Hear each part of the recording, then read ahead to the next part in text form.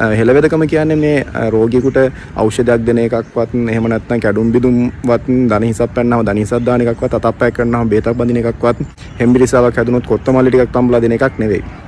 හෙළවෙදකම කියන්නේ මහා විශාල විෂය පද්ධතියක් තුල ඉඳගෙන සාමාන්‍ය විෂයන් 30කට එහා ප්‍රමාණයක් මේ හෙළවෙදකම තුල අන්තර්ගත වෙලා තියෙනවා. ඉතින් මේ හෙළවෙදකම කියන්නේ ඊටමත් පුළුල් විෂය පද්ධතියක් තුල අපිට හදාරන්න පුළුවන් සහ පරීක්ෂණ නිරීක්ෂණ නිගමන වලට යටත් වෙලා අපිට වැඩ කටයුතු කරන්න ප්‍රායෝගිකව වැඩ කටයුතු කරන්න පුළුවන් වෙදකමක්. ඒ වගේම මම දකින විදිහට මගේ රටේ දැනට විවිධ වෛද්‍ය විද්‍යා තියෙනවා. ඒ වෛද්‍ය විද්‍යාව වලින් රෝගයක් 100%ක්ම සුවපත් කිරීමේ හැකියාවක් නැහැ.